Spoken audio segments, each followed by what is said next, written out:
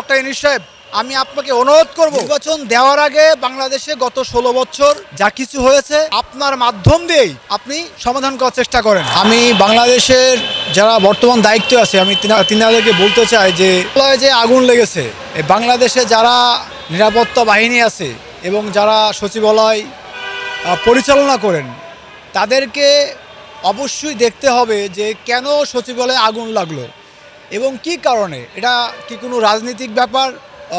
দেখা যায় অবৈধভাবে যে লুটপাট এ পর্যন্ত করেছে, যে কাগজপাতি ছিল, হ্যাঁ, এই ধরনের কোনো কিছুকে সরানোর একটা টার্গেট, এই ধরনের কোনো কিছু না, অবশ্যই খেয়াল করতে হবে।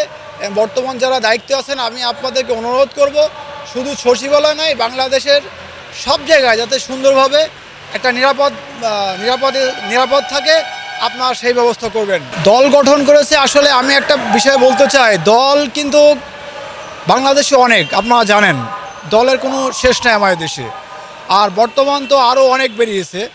তা আমি দল যেই করুক না কেন, হয়তো তার মনে কোনো ক্ষোভ আছে যে না আমি দল করলে আমি আমার নিজ স্বাধীন মতো আমি সুন্দরভাবে পরিচালনা করতে পারবো, এইসব করে হয়তো সে দল করছে।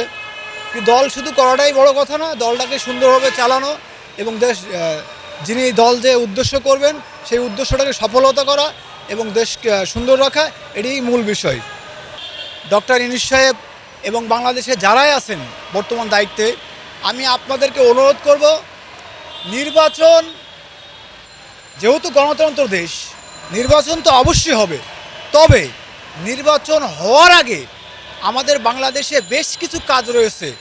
এই যে সংস্কারের কথা বলা হয়, এই সংস্কার এমনভাবে করতে হবে যাতে আগামীতে যিনারা আসবেন তিনারা এসে কিভাবে দেশ উন্নয়ন করা যায় এবং দেশের মানুষ কীভাবে সুন্দর থাকে তিনারা এদিকেই খেয়াল করবেন। তাই বর্তমান যিনি দায়িত্বে আছেন ডক্টর ইউনূস সাহেব, আমি আপনাকে অনুরোধ করব নির্বাচন দেওয়ার আগে বাংলাদেশে গত ১৬ বছর যা কিছু হয়েছে আপনার মাধ্যম দিয়েই আপনি সমাধান করার চেষ্টা করেন।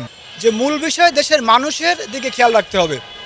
আর একটা বিষয়, আমাদের দেশে বেশ কয়েকটা ব্যাপারে সম্পূর্ণ করতে হবে যাতে আমরা এই বিদেশে অন্যান্য রাষ্ট্রের কাছে এগুলোর জন্য যেন তাকিয়ে থাকা না লাগে।